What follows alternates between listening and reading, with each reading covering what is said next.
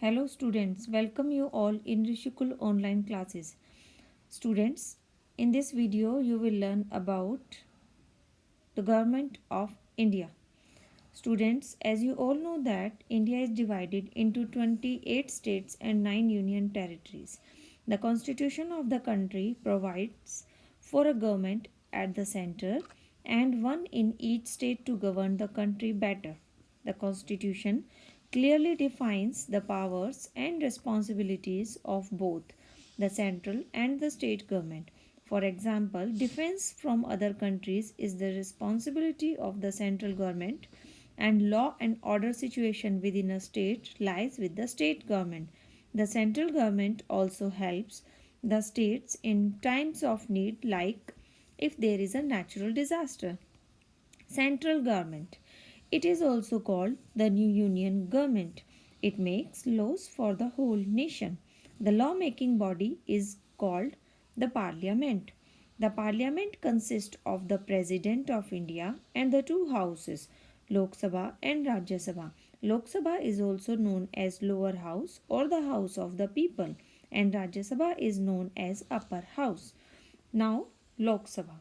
Lok Sabha is the highest lawmaking body in the country. It has 552 members who are elected directly by the people. The whole country is divided into a large number of small areas called constituencies. The members elected to the Lok Sabha then choose a speaker who guides the proceedings of the House. Rajya Sabha. The members of the Rajya Sabha are not elected directly. The members of the state legislative assemblies and the union territories elect the members of the Rajya Sabha. 238 members are elected by the above members and 12 members are nominated by the president.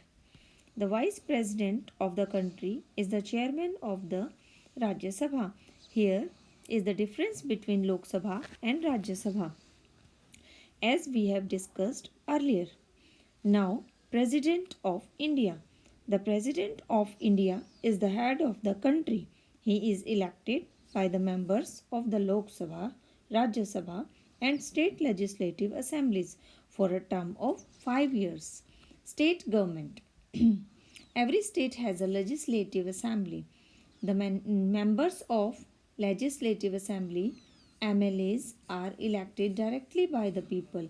Any citizen of India 18 years old or more residing in that particular state can vote in the election conducted. The members are elected for a term of 5 years. The head of the state government is appointed by the president for a term of 5 years. Now, judiciary. The Supreme Court in New Delhi is the highest judiciary body in India. There are 31 judges in Supreme Court. The highest position in the judicial system is that of the Chief Justice. All the judges are appointed by the President of India. The Supreme Court gives the final judgment in any legal case. The highest judicial body in a state is the High Court. The district court in a state also have a court.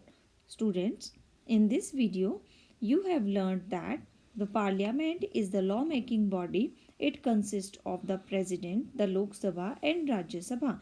The governor and the chief minister are the most important people in the state. The Supreme Court is the highest judicial body in our country, and the highest judicial body in a state is the High Court. Thank you, students.